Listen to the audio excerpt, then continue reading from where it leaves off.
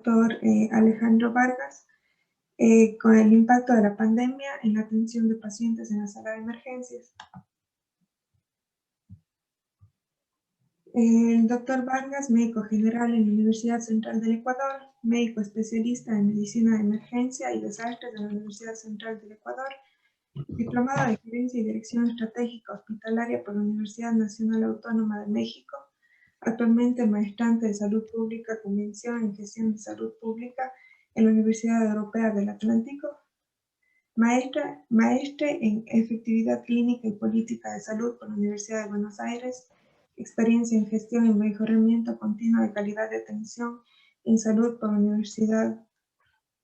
University Research Center for Human Service, médico tratante de emergencia en el Hospital General Docente Calderón de Quito, Ecuador, director médico de Atlas Medicine Training, marzo 2021, instructor del taller de ventilación mecánica para médicos residentes de emergencia del Hospital General Docente de Calderón, miembro y parte del equipo directivo de la Fundación para la Investigación y Gestión de los Servicios de Salud, miembro del Colegio Americano de Médicos de Emergencia y miembro del Colegio de Médicos de Pichincha. Además cuenta con varias publicaciones, guías y consensos. Bienvenido, doctor Vargas. Le damos una cordial bienvenida y agradecimiento de antemano. Le dejo la ponencia para usted. Hola con todos ustedes, muy buenas noches. Muchísimas gracias por la presentación. Realmente me da un poquito de vergüenza que hayan copiado prácticamente la hoja. Como le comentaba yo al doctor Holguín en la mañana, le decía, qué vergüenza, amigo. Tal vez hubiese sido mejor poner un enlace directo al PDF nada más, porque tantas cosas parecerían que hago un montón. Pero la verdad es que soy médico emergenciólogo, rotante en el Hospital General Docente de Calderón de la ciudad de Quito. El resto de las cosas pues han venido ahí en el transcurso de la carrera y en el quehacer diario de la medicina.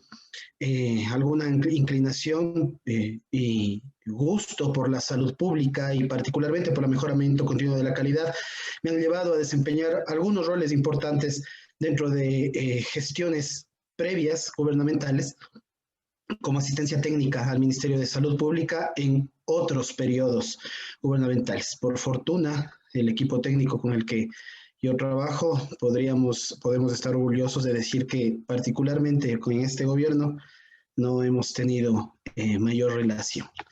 Bueno, después de haber dicho esto, quiero agradecer en primera instancia a todos ustedes, colegas, aquellos que todavía están por ahí del otro lado del computador o de sus teléfonos celulares, que están muteados en este momento y que no nos dejaron simplemente hablando y están pendientes y están atentos. Muchísimas gracias por que son las 9 de la noche y están del otro lado. Gracias.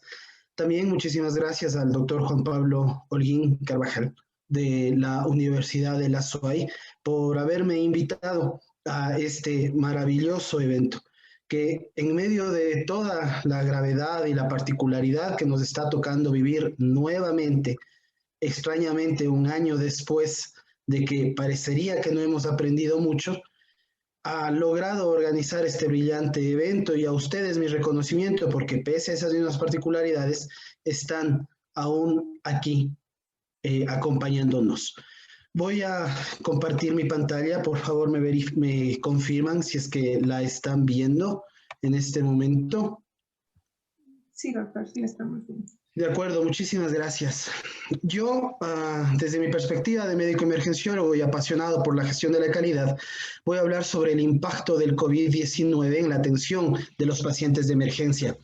Un poquito más resumido, yo soy médico tratante del Hospital General Docente de Calderón, soy miembro directivo de la Fundación para la Investigación y Gestión de los Servicios de Salud FIGES, que tiene su oficina en la ciudad de Quito y cuyo presidente es el doctor Jorge Hermida, un célebre salubrista del país. Soy además director médico de un centro de capacitación que se llama Atlas Medicine Training y soy miembro del Colegio Americano de Médicos de Emergencia, de la Sociedad Ecuatoriana de Médicos de Emergencia y del Colegio Médico de Pichincha. Algo de lo que he estudiado está ahí abajo y bajo la fotografía que el doctor Juan Pablo Holguín ha tenido la bondad de buscar de entre mis varias fotos del perfil, están mis direcciones de redes sociales en las cuales comparto información, en algunos casos un poco menos valiosa, en otros casos mucho más valiosa, pero en cualquier circunstancia valedera, para poder mejorar el desempeño de la atención de los pacientes, no solo con COVID, sino de los pacientes en general. Así que si les interesa, por favor, visiten la página Atlas Medicine Training y Dr. Alejandro Vargas Moreno en Instagram, en donde compartimos algunas infografías que van a ayudar a mejorar la atención diaria de sus pacientes. No tengo ningún conflicto de interés, pese a trabajar en estas organizaciones no gubernamentales y para el Ministerio de Salud Pública, ningún conflicto de interés se interpone esta noche en esta conferencia. Quisiera en primer lugar empezar, aunque probablemente ya lo hayan visto de forma muy rápida, comentando un poco cuál ha sido la historia esta que prácticamente un año y un poco más después nos ha llevado a estar nuevamente con las salas de emergencia colapsadas, con las terapias intensivas colapsadas, con las áreas de aislamiento respiratorio colapsadas. El 29 de diciembre, el Centro de Infecciones de China documentó 4 casos de una novel neumonía en Wuhan, Hubei. El 31 de diciembre, la OMS reconoció que existían ya 27 casos de neumonía de causa desconocida. Y ese mismo 31 de diciembre, la OMS descartó que esta neumonía de causa desconocida se deba a SARS, a MERS, que sea gripe o gripe aviar. Para el 7 de enero del 2020 se había identificado ya finalmente que esta novel neumonía correspondía al virus al que se le denominó SARS-CoV-2. El 12 de enero del 2020 se logró hacer la secuencia genómica y por lo tanto se logró establecer un PCR en tiempo real para poder hacer el único examen diagnóstico que existe para determinar la infección o no por SARS-CoV-2, que es el RT-PCR.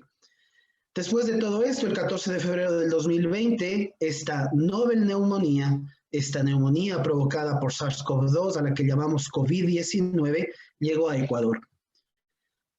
Desde ese momento hemos pasado a tener este mapa totalmente bombardeado por círculos rojos en donde no existe un solo país a nivel del mundo que no haya sido afectado en mayor o menor proporción por la pandemia. Este mapa es un mapa en tiempo real del coronavirus bajado desde la página de claro.com. Y hasta el día de ayer a las 16 horas, el resumen de casos para Ecuador eran 347,000 casos confirmados, más 1,940 casos en los cuales estaban haciendo PCR para confirmar la presencia o no de SARS-CoV-2. Habíamos ya contado hasta el día de ayer 290,000 personas recuperadas y 17,293 muertes. Eso para Ecuador, y en todo el mundo, pues las cifras son de 136 millones de casos y de 2,940 mil millones de muertos a causa del COVID-19. ¿Qué es lo que sucede en Ecuador? Esta tabla la hemos hecho a propósito de la asistencia técnica y las intervenciones que tenemos desde el grupo con el que yo trabajo, que es la Fundación para la Investigación y Gestión de los Servicios de Salud, a la que llamamos FIGES. El total de pruebas realizadas PCR en relación a la población total alcanzan apenas al 7% hasta el 16 de marzo del 2021. Esto hay que tomar en cuenta que en cualquier circunstancia representa un porcentaje considerablemente mayor al porcentaje que teníamos de pruebas realizándose hasta el año anterior, que sumaban apenas el 2%. De estos casos, de estas pruebas realizadas, el número de casos confirmados de las pruebas realizadas asciende hasta el 29%. Y el total de porcentaje de fallecidos en relación a los pacientes confirmados corresponde al 5%. Es decir, la letalidad del COVID en pacientes confirmados es del 5%. Como todos sabemos, las salas de emergencia y los pisos de hospitalización y de terapia intensiva continúan totalmente abarrotados. Por lo tanto, esta información que viene de fuentes oficiales es totalmente errónea, porque lo que palpamos en la realidad es bastante diferente. Esto esta tasa de letalidad, este número de fallecidos confirmados que asciende a 17.000 aparentemente relacionados al COVID, no toma en cuenta el exceso de mortalidad que es de más de 40.000 casos en el contexto de la pandemia. Eso quiere decir que de estos 40.000 casos, tal vez el 70 u 80% corresponden también a muertes por COVID, en las cuales no se confirmó mediante un RT-PCR. Esto, sin lugar a dudas, ha golpeado profunda y fuertemente la organización de las estructuras hospitalarias de todos los sistemas de salud. El Ecuador, por supuesto, no podía ser la excepción. Sí, al primer mundo lo afectó como lo afectó más aún a países en vías de desarrollo en los cuales el ingreso económico es bajo y de recursos bajos, con mayor razón fueron afectados por la pandemia. ¿Qué es lo que sucede entonces? Diariamente el número de casos confirmados en Ecuador ha ido, por cada millón de habitantes, ha ido aumentando considerablemente. Es decir, a partir del 5 de enero del 2021, la cantidad de casos ha incrementado. Pero esto no se debe a que la gente, tal vez uno podría malinterpretarlo y decir la gente se está contagiando más. Hay una directa relación de la cantidad, el aumento de casos confirmados de COVID-19, hay una directa relación con el aumento, con el incremento en la cantidad de pruebas que se están realizando. Por ahí hay un meme que dice, si hago solo una prueba, entonces tengo solo tengo un caso confirmado, ¿no? Esto es lo que sucede. Aumentan la cantidad de pruebas, aumenta la cantidad de casos confirmados. Podría estar en directa relación a esto, pero es indudable que los hospitales están a reventar. ¿Qué es lo que está entonces sucediendo? Además de esto, hay que tomar en cuenta que las muertes confirmadas no aumentan en la misma proporción ni el ritmo que los casos. Esto con base en las fuentes oficiales. Estas fuentes oficiales no toman en cuenta la mortalidad en exceso por todas las otras causas que llegan en el año a cerca de 40.000 casos. 40.000 personas fallecieron más durante el 2020 y lo que va del 2021 en relación a los mismos periodos en el 2019. Por lo tanto, hay 40.000 casos de exceso de muerte. Esto representa entonces que tal vez esos 40.000 casos, muchos de ellos, el 80% probablemente es lo que se cree, corresponden a COVID no confirmado. Hay que tomar en cuenta también algo bien importante. La tasa de letalidad del Ecuador, a pesar de que es una de las más altas de la región, está descendiendo. Por varias razones, ¿no? Esto tiende mucho también al hecho de que finalmente contamos con protocolos que ya han sido probados con evidencia científica de primer nivel con respecto a las intervenciones clínicas que benefician el tratamiento de los pacientes con COVID-19 que se encuentran en salas de emergencia y también en salas de hospitalización. Esa es una de las cosas, ese es uno de los resultados de impacto que tienen la atención de los pacientes con COVID en emergencia, la disminución de la tasa de letalidad o de la tasa de mortalidad que tienen estos pacientes. Si ustedes me permiten, un momento, por favor.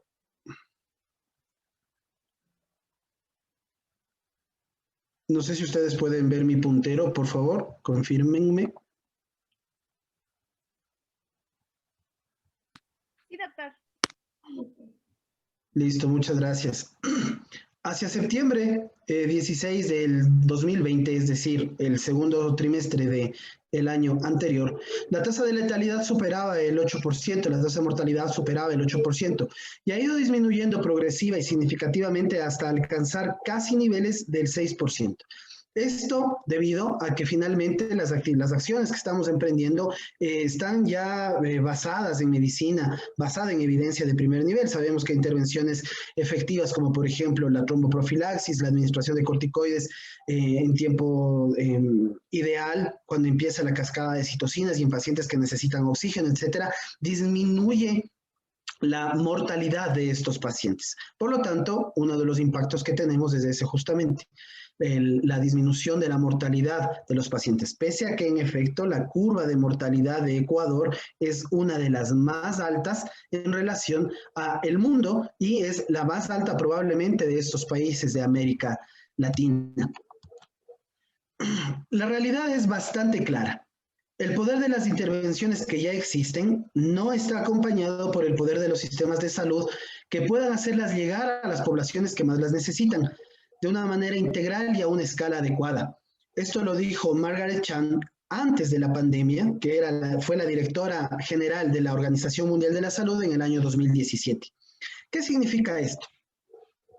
Nosotros disponemos de todos los conocimientos biomédicos en este momento, ¿no es cierto? Sabemos que intubar a los pacientes cuando ya tienen dificultad respiratoria, cuando ingresan, cuando están en franca insuficiencia respiratoria, es algo que va a permitir dar el soporte necesario que posibilite la supervivencia de este paciente. Sabemos que, por ejemplo, la pronación de los pacientes, tanto en vigil como los pacientes intubados, también mejora la oxigenación y mejora la sobrevida, la expectativa de sobrevida de estos pacientes.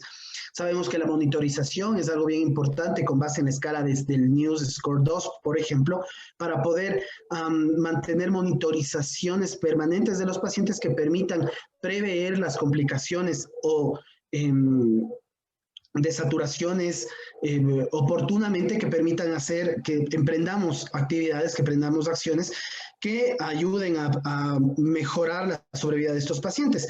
Sin embargo, pese a que tenemos todas estas intervenciones ya finalmente basadas en evidencia, que no las teníamos para este periodo de tiempo, para este trimestre del año anterior, no sabíamos nada de COVID.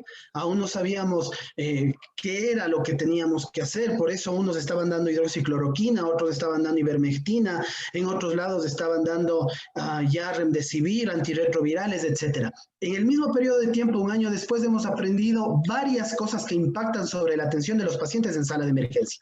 Por ejemplo, ventilación mecánica protectiva, la oxigenación de alto flujo, los corticosteroides en aquellos pacientes que necesitan ya oxígeno y que esa es la única indicación para iniciar corticosteroides, la profilaxis antitrombótica estándar versus la profilaxis antitrombótica en dosis más altas. Se ha visto que no tiene ningún beneficio, dar más de enoxaparina no tiene ningún beneficio versus dar una dosis estándar de enoxaparina como profilaxis antitrombótica.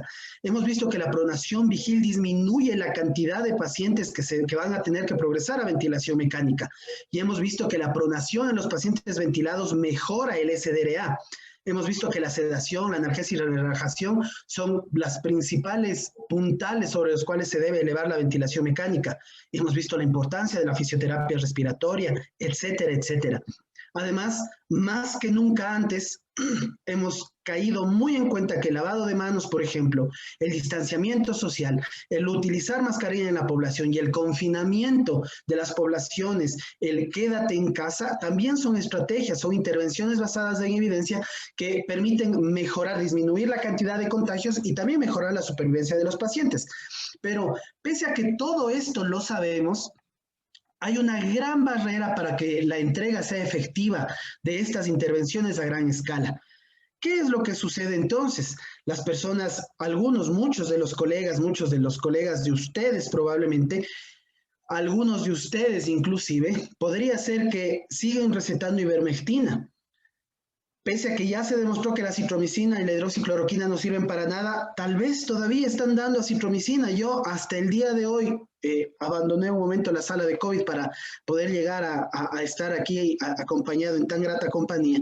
Y hasta el día de hoy, paciente que ingresé a las 4 de la tarde había estado tomando acitromicina, ceftriaxona, ivermectina en casa por recomendación de un facultativo. Entonces, todas estas cosas, toda esta evidencia, toda esta intervención basada en evidencia que permite reducir la mortalidad de los pacientes no tiene ningún impacto beneficioso si no logramos hacer que lleguen a gran escala y en el tiempo adecuado.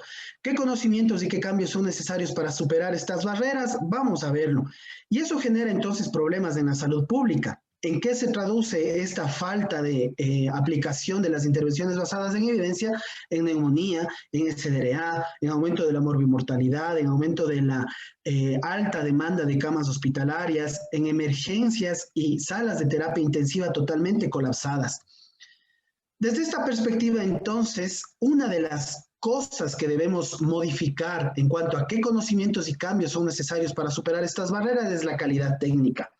Aquí abajo en una fotito, en la construcción, me parece que esto ya fue la quinta o sexta versión del consenso multidisciplinario informado en la evidencia sobre el tratamiento del COVID-19, del cual yo tuve el privilegio realmente de formar parte de este grupo que ha elaborado este consenso del Ministerio de Salud Pública. Entonces, existen documentos técnicos que a uno le dicen qué es lo que debe y qué no debe hacer. Entonces, sabemos qué es lo que se debe hacer para mejorar la calidad de la atención de los pacientes con COVID-19, pero aún hay una muy baja utilización de las intervenciones basadas en evidencia. Por ejemplo, aún continúan usando ivermectina algunos colegas, aún continúan dando hidroxicloroquina, aún continúan dando acitromicina. Hay una medicalización excesiva del tratamiento del COVID leve a nivel comunitario que complica grandemente cuando el COVID leve se convierte ya en COVID moderado, genera sobreinfección, el corticoide sin indicación, iniciado sin indicación a nivel comunitario, genera sobreinfección bacteriana, sobreinfección micótica, y eso complica considerablemente las cosas e impacta sobre la atención de los pacientes en las salas de emergencia. Hay un uso injustificado e indiscriminado de antibióticos. Paciente que tiene COVID-19 con una biometría hemática con leucocitosis y neutrofilia, inmediatamente está iniciado el antibiótico, desconociendo por completo que hay patrones inflamatorios de COVID que cursan con elevación de reactantes de fase aguda, y eso no significa que se deba iniciar antibióticos. Entonces, todas estas cosas van generando impacto sobre la calidad técnica de la atención de los pacientes. Genera mayor estancia de los pacientes en sala de emergencia y aumenta la mortalidad y morbilidad de los pacientes en sala de emergencia. Además de eso, hay prácticas nocivas, como por ejemplo el hecho de que la gente sigue tomando dióxido de cloro y otras muchas cosas, incluso en algunas ocasiones recomendado también por colegas y por galenos, ¿no? Además de la calidad técnica, hay una segunda parte que es la calidad percibida, la percibida por el paciente y la familia. Y esto sí, estimados colegas, al igual que la parte de la calidad técnica, también es directa responsabilidad de nosotros. Hay maltrato interpersonal, hay maltrato a la gente, a los pacientes que llegan con COVID. Y es cuestionable, pero es entendible, ¿saben? Uno logra comprenderlo. Yo he tenido turnos de 24 horas, 26 horas, puesto el traje en el cual lo único que uno desea es que se acabe y poder salir, y continúa llegando la gente. Entonces, la calidad que percibe el usuario es mala desde la perspectiva de un maltrato interpersonal en algunos de los colegas. Hay una falta de privacidad. Ustedes pueden ver esta fotografía, es del IES Quito Sur, en la cual están todos estos pacientes en los sillones de hidratación, con sus tanques de oxígeno ahí al lado, en condiciones que no son óptimas para tratarlos, ¿no? El tiempo prolongado desde el ingreso hasta la primera atención es algo que también decrementa la calidad de la atención percibida por la familia y por el paciente.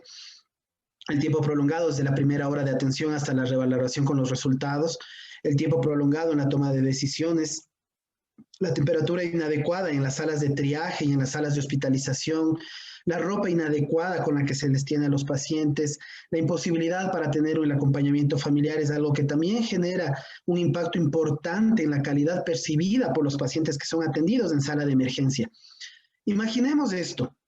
3 de la mañana, la carpa de triaje respiratorio que está en el parqueadero del hospital, llega un paciente de 70 años de edad, o no de 70, de 50 años de edad, que no puede respirar, que tiene dificultad para respirar, al que hay que colocarle oxígeno, hay que pincharle, encima llueve, encima hace frío.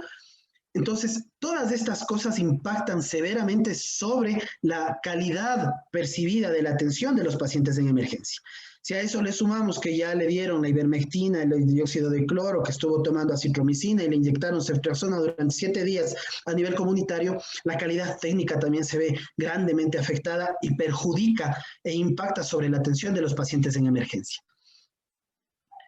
Pasando un poquito de esta parte, que es como el concepto general de calidad para todas las actividades, para todos los procesos de atención, llámese COVID, llámese embarazadas, llámese neonatología, etcétera, hay factores específicos que influyen en la calidad de provisión de los servicios y su impacto en los contextos de esta pandemia. Esta pandemia, si es que ustedes han escuchado hablar a médicos emergenciólogos, y si alguno de los colegas que me escucha es un médico especialista en medicina de emergencia, sabrá que es realmente asciende a la categoría de desastre. Por lo tanto, estas son las fases mediante las cuales la calidad de la provisión de los servicios se hace en los desastres. La pandemia es un desastre, es una emergencia sanitaria que ha sido elevada a la calidad de desastre. Primero se necesita una fase de preparación. No estábamos preparados para recibir todo lo que hemos recibido. Aún un año después, seguimos sin estar preparados. El día de hoy, a propósito del tema del Congreso, uno de los colegas emergenciólogos que se encuentra en un hospital de acá de la ciudad de Quito me mandó una captura de pantalla del chat del hospital de él, en el cual decía, ya no tenemos más espacio, el 5º piso está colapsado, el 6º piso está colapsado, ya no tenemos médicos, no vamos a pasar visita porque no hay quien entre. Entonces, poco hemos aprendido, me dice él en el chat. Aún no estamos preparados, pese a todo lo que ha sucedido. Un año después, el impacto sobre la atención de los pacientes de emergencia con respecto a la preparación es bien poca. La respuesta de los servicios de emergencia se ha sostenido única y gracias a ¿qué? A la entereza y a la capacidad de resiliencia que tienen los profesionales de salud y la inventiva que tienen todos los profesionales de salud. Esa es la respuesta, porque el sistema ha quedado bastante corto. Si no fuese por los profesionales de salud que han sostenido a pulso el sistema, hace rato se hubiese caído. Y ustedes ven, por eso estamos desbordados también. Además de esto, la tercera parte de esta preparación para la pandemia, de calidad de la atención en contexto de la pandemia, es la integración de grupos. El cuarto es el equipamiento y el quinto es las condiciones. Vamos a irlos desglosando progresivamente.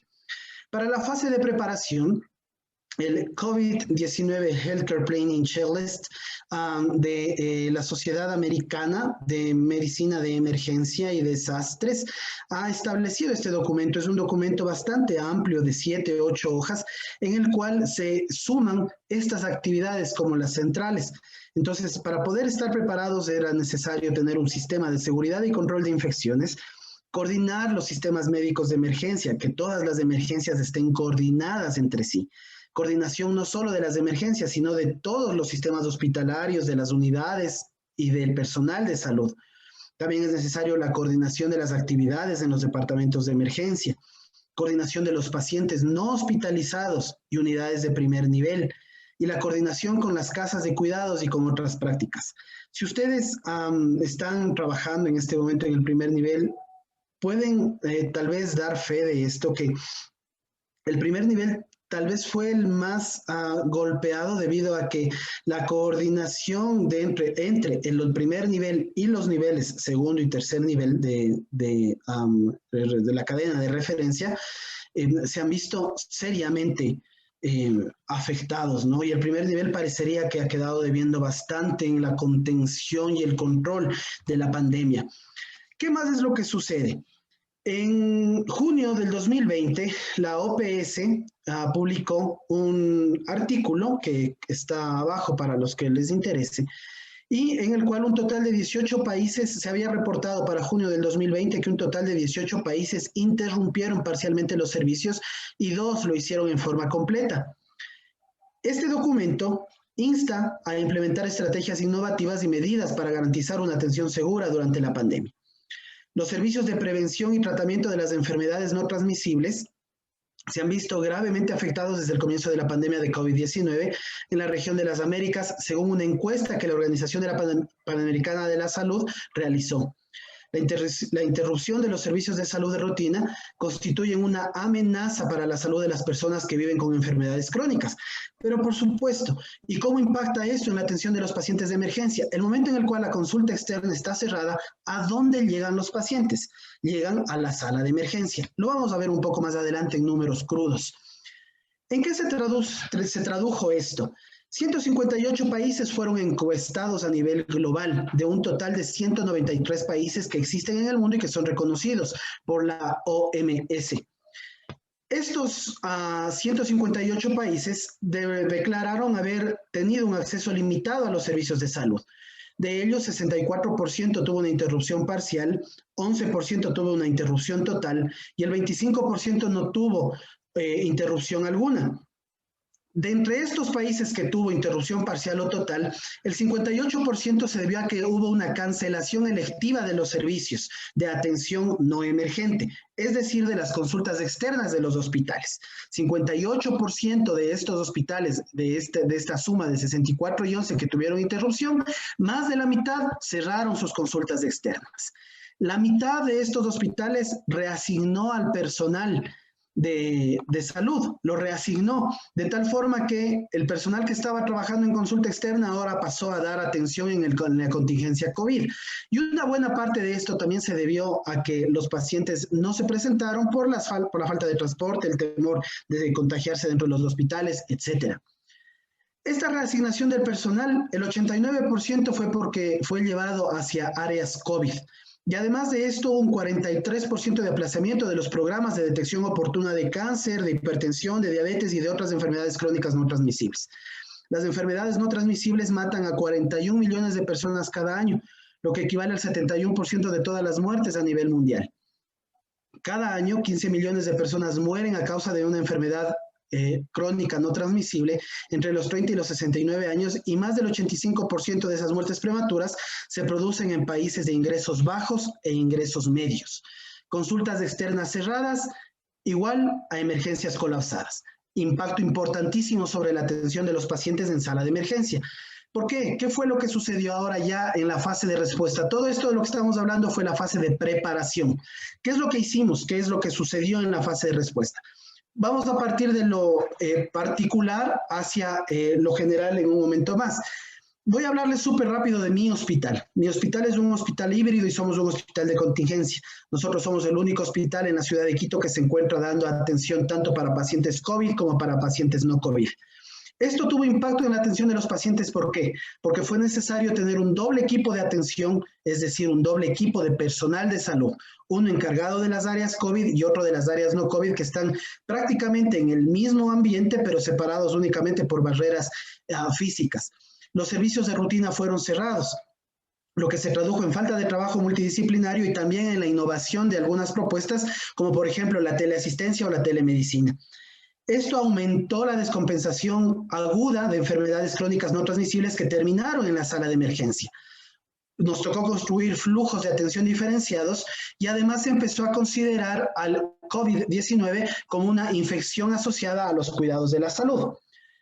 Este doble equipo de atención tanto fue para áreas y para personal de salud. Entonces tuvimos un área a la que llamamos cubículos verdes o área limpia, en el cual tuvimos pacientes no COVID, con un equipo de salud específico para atender a estos pacientes.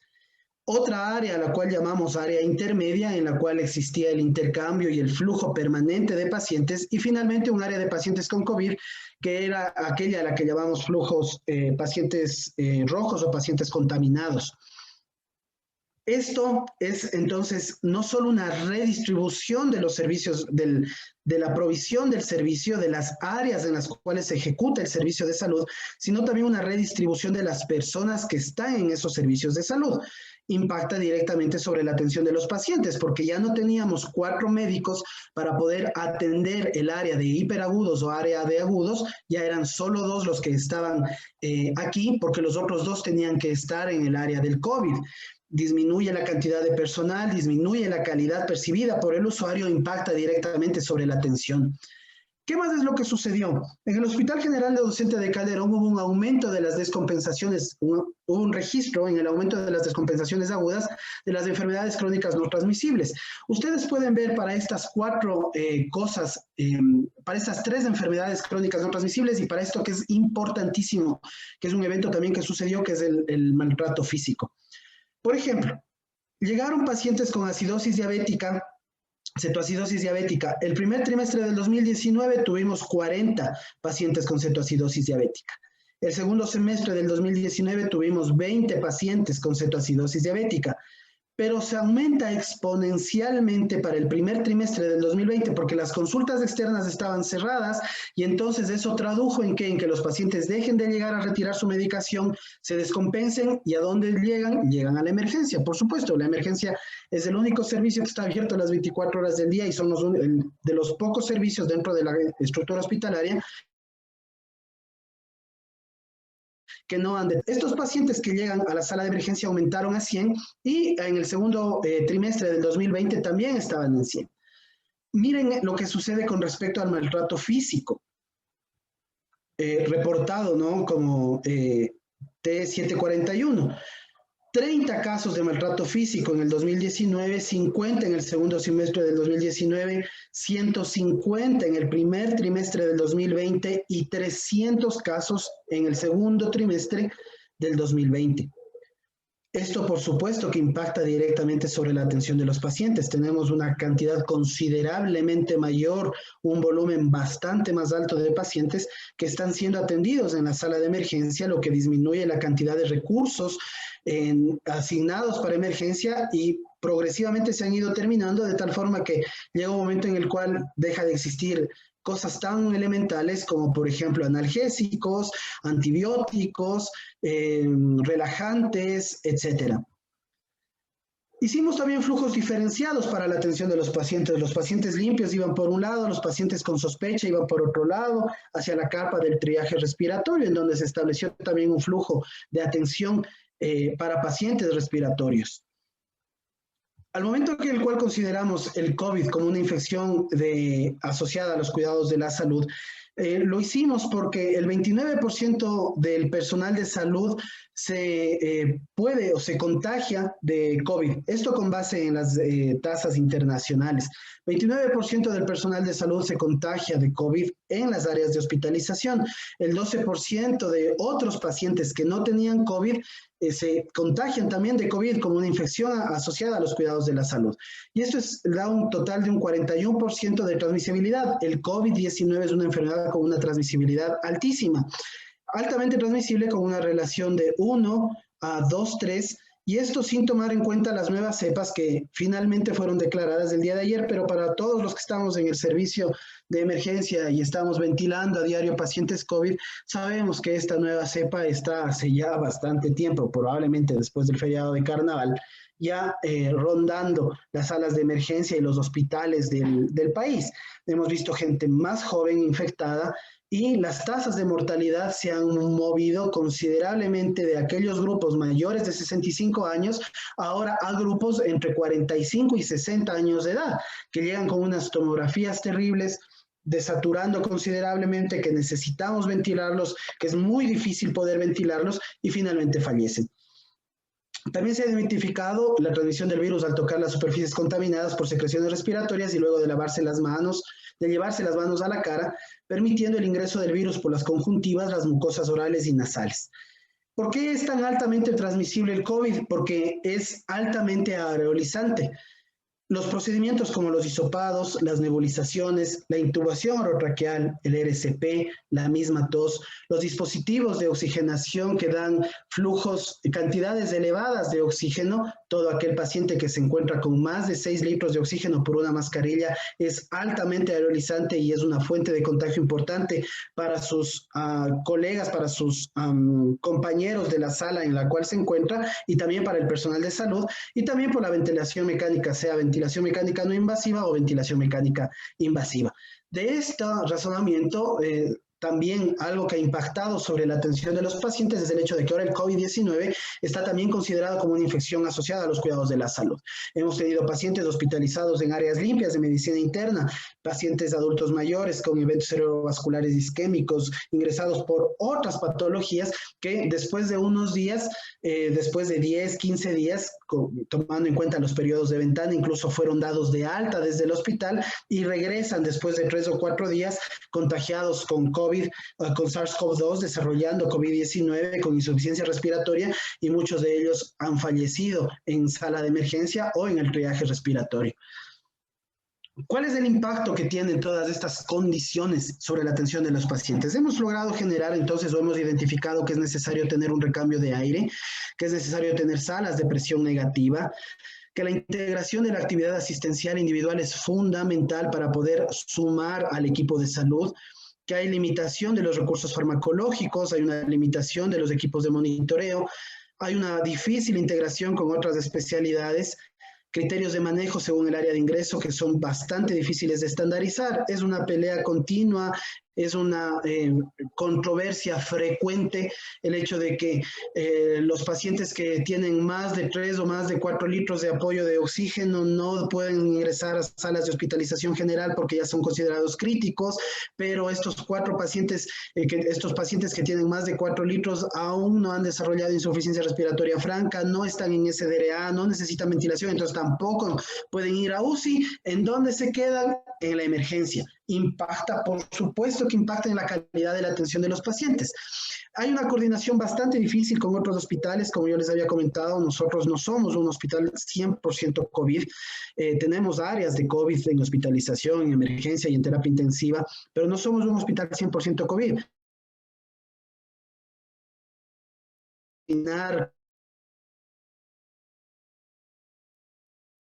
Y hay una ausencia de protocolos de manejo interhospitalario. Lo que sucede en una casa de salud con frecuencia es desestimado en otras casas de salud y en algunas ocasiones son suspendidos tratamientos que se habían iniciado bajo cierto criterio, por supuesto, en ciertas casas de salud. El ambiente de trabajo con menor riesgo de contagio nosocomial, pero aún es persistente. ¿Cómo ha impactado esto a los proveedores de cuidados, es decir, a todos nosotros que estamos viendo pacientes? Hemos logrado identificar algunas oportunidades. Por ejemplo, la resiliencia del personal de salud es fundamental y es algo que se debe recalcar hasta el último. Repito, si es que el sistema de salud se ha mantenido es gracias a los que hacemos el Sistema Nacional de Salud. Gracias al personal de salud que está en la primera línea, gracias al personal de salud que pese al desgaste, al mental y físico, pese al miedo, pese a que entre el 18 y el 20% del personal de salud está contagiado o fue contagiado por COVID, ha logrado desarrollar una resiliencia importantísima que le ha permitido empoderarse primero de las áreas y de los conocimientos y también del manejo de los pacientes, le ha permitido desarrollar un mejor trabajo en equipo y ha llegado a desarrollar también empatía con respecto a los pacientes y al resto de los compañeros que atienden pacientes con COVID-19.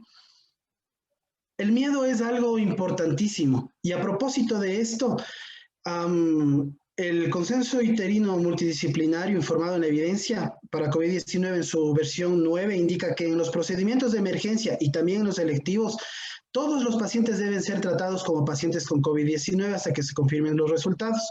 Se recomienda entonces posponer los procedimientos electivos y considerar solo los procedimientos urgentes que salvan vidas hasta controlar el pico de la infección por COVID-19.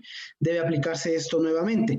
Llegamos a un momento, a una fase, digamos, de calma en medio, fue como haber llegado a una isla, fue como haber llegado a un lugar pacífico en medio de un océano lleno de tormentas, aquel periodo más o menos comprendido entre julio y septiembre del año anterior, porque a partir de ese momento nuevamente se ha disparado la pandemia y no se diga en estos 2 últimos meses y particularmente en estas últimas semanas en las cuales las salas están totalmente colapsadas. ¿Cuáles son los procedimientos que ponen en riesgo al personal de salud para contagiarse de COVID-19? Por ejemplo, en primer lugar está el contacto interno, cuando el personal de salud acude hacia las áreas en donde se realiza la alimentación, a las salas de estar o salas de confort, se retiran las mascarillas, se relajan las medidas y puede ser un lugar de contagio de COVID-19. También hay un contagio familiar que puede actuar como un contagio de doble vía.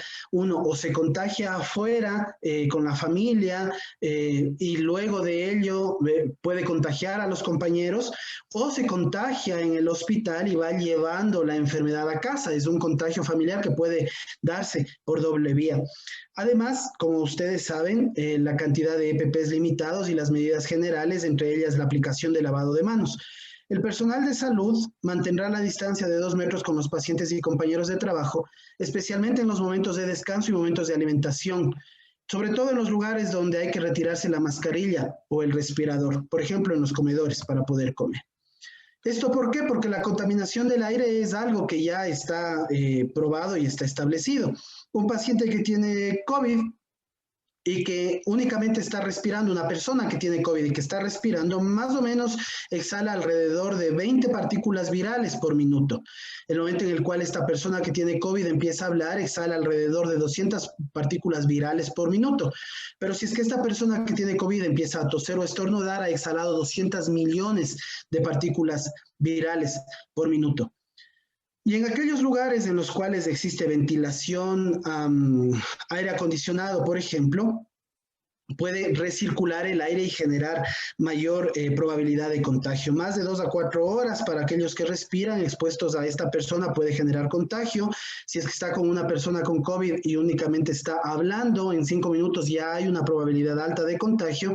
Y si es que está con esta persona que tose o estornuda, un solo evento de estornudo o tos puede generar probabilidad de contagio. La persona que respira no manda o no exhala el virus más allá de 2 centímetros. Aquella que está hablando no lo hace más allá de 2 metros y aquella que estornuda o tose lo hace más allá de los 6 metros. Por lo tanto, parecería lo más lógico mantener la distancia de los 2 metros, que es la recomendación. Además de esto, con respecto a los EPP, se han establecido algunas premisas de uso que también impactan sobre la atención directa de los pacientes. ¿Por qué? Porque necesitamos utilizar lo mínimo necesario y solo cuando sea necesario. ¿Por qué? Porque hay que hacer un uso correcto de los equipos de protección personal. Esto dependiendo del área en el cual uno se encuentra y la exposición al virus y la actividad que va a realizarse. Además, es necesario realizar una coordinación del aprovisionamiento. Hay que evitar el desabastecimiento.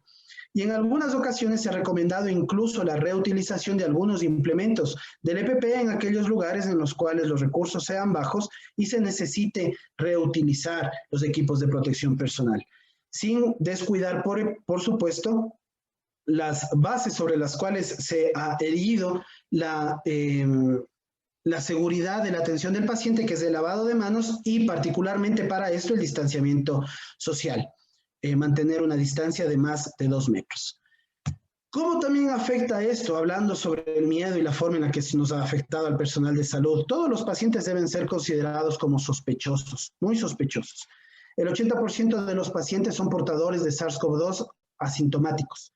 La fiebre se ha presentado únicamente en el 50% de los pacientes al momento del ingreso. Hay síntomas menos frecuentes, como por ejemplo los gastrointestinales, que se presentan únicamente en el 10% y dados por náusea o por diarrea. La hiposmia, la anosmia, la geusia y la disgeusia parecería ser un síntoma también trazador de COVID-19. Hay aquellos pacientes que llegan con hipoxemia silenciosa, algunos pacientes desarrollan hipoxemia pero sin tener falla respiratoria ni disnea. Y hay incluso hasta un 2% de pacientes que tienen un examen físico inespecífico. Esto quiere decir entonces que todos los pacientes tienen que ser calificados como sospechosos, no solo aquellos, desde siendo muy taxativo y muy encajado en el criterio epidemiológico, no solo aquellos que desencajen en el criterio epidemiológico, sino todos los pacientes deben ser manejados como sospechosos de COVID-19. Por lo tanto, la mascarilla y el protector facial, o al menos el lente, si es que los utiliza, o las gafas que permitan proteger los ojos son necesarios para realizar atenciones a los pacientes en forma general. Estas son nuestras estadísticas. Esto está actualizado hasta septiembre. No tenemos estadísticas disponibles más actuales. Está actualizado hasta septiembre del 2020, en el cual tuvimos un total de 976 pacientes dados por COVID sospechoso, COVID confirmado, únicamente hasta septiembre del año anterior. Y de ellos fallecidos en emergencia, 158, que equivale al 16% de la población. Otra de las cosas que impacta en forma de peso sobre la atención de los pacientes es el establecer las escalas de predicción o las escalas de riesgo. Hasta hace no mucho todavía utilizábamos el News Score 2 para poder establecer la severidad de la infección por COVID-19, por SARS-CoV-2 en las salas de emergencia. Sin embargo, hemos visto que este News Score 2 no predice la mortalidad de los pacientes. Hay pacientes que tienen un News bastante más alto, 9, 10, pero no necesariamente está en directa relación con la mortalidad. Para lo que sí nos sirve el News Score es para establecer la necesidad de monitorización de estos pacientes. Para ello, el Colegio Americano de Médicos de Emergencia ha desarrollado otra herramienta que es bastante más útil, que es esta herramienta de manejo de pacientes de COVID-19 en el departamento de emergencia, que lo ha clasificado en 8 actividades. Es un poco extenso el documento, está disponible en el enlace que consta en la diapositiva, pero está basado en estos 8 elementos. La clasificación de la severidad, el pronóstico de riesgo gracias a una herramienta de predicción clínica que trae la misma herramienta, la evaluación de los riesgos, las pruebas diagnósticas y de imagen, las pruebas de laboratorio, finalmente tomar una decisión sobre alta o sobre sí ingreso, el tratamiento no farmacológico y el tratamiento farmacológico. ¿Qué es lo que hacemos nosotros ya llevado y aterrizado a la realidad? Los pacientes ingresan, se les toman sus signos vitales, se establece la escala de News y el índice de ROX para predecir el probable fallo respiratorio y necesidad de ventilación mecánica o al menos de oxigenación de alto flujo. Luego de ello, hacemos imagen y lo establecemos la severidad mediante los criterios de Rails o de CORATS del 1 al 6. Finalmente tomamos una decisión y una vez que se ha tomado la decisión de ingreso o alta, este paciente se le realiza exámenes de laboratorio y después de ello se hace hisopados. Se hace hisopado, en este momento estamos haciendo antígenos a la totalidad de los pacientes y PCR para aquellos que, pese a que tienen antígenos negativos, resultan altamente sospechosos con una tomografía con CORAT5, con una tomografía de CORAT5, a ellos se los hace PCR una vez si es que el hisopado para antígenos fue negativo. Los resultados de la zona 9 a los cuales pertenece Pichincha ha comprobado o demuestra que la mayor tasa de infección de pacientes que fueron confirmados mediante RT-PCR está entre los 25 y los 50 años de edad. Pero hasta el año anterior, hasta la semana epidemiológica, hasta la segunda semana epidemiológica de este año, la mortalidad todavía estaba bien movida hacia la derecha, hacia la izquierda de la curva, perdón, con una tasa de mortalidad importante en aquellos grupos etarios entre los 60 y los 85 años. Eso ha dejado de ocurrir y tendremos unos datos bien interesantes tal vez en junio con respecto a las tasas de mortalidad que tenemos, porque ya no son los pacientes de 60 a 85 años los que están falleciendo, son los pacientes más jóvenes, son aquellos pacientes de 40, 45, incluso 35 años que fallecen gracias a esta nueva variante que finalmente se identificó el día de ayer y como dijimos hace un momento, sabíamos ya hace rato que estaba circulando ya en el país. ¿Cuáles son nuestras conclusiones entonces? Necesitamos prepararnos para el futuro o para una reactivación actual como la que estamos viviendo en este momento. Es muy necesario realizar una integración de todos los niveles de atención. Es imperativo cuidar la salud mental del personal de salud. Es fundamental cuidar la salud mental del personal de salud. Es necesario cuidar la salud mental del personal de salud. Estamos desgastados, copados, cansados. Necesitamos cuidar la salud mental del personal de salud. Hay grandes oportunidades de investigación en el contexto de la pandemia. Es fundamental y muy importante realizar una intervención comunitaria y de ahí el primer nivel es el abocado a realizarlo junto con sus médicos familiares, médicos generales y demás personal que se encuentra a nivel comunitario. Y es necesario dar un enfoque epidemiológico a la vacunación, como lo había descrito también ya la colega, la doctora que me antecedió en las exposiciones. Con esto, quiero agradecerles a todos ustedes por haberme dispensado esta casi una hora de atención, invitarlos a continuar cuidándose, a continuar luchando y a continuar poniéndole el hombro a todo este asunto. Muchísimas gracias, directos colegas. Gracias. Muchas gracias, doctor, por su intervención. Si alguien tiene preguntas, por favor, levante la mano para poderle dar la palabra.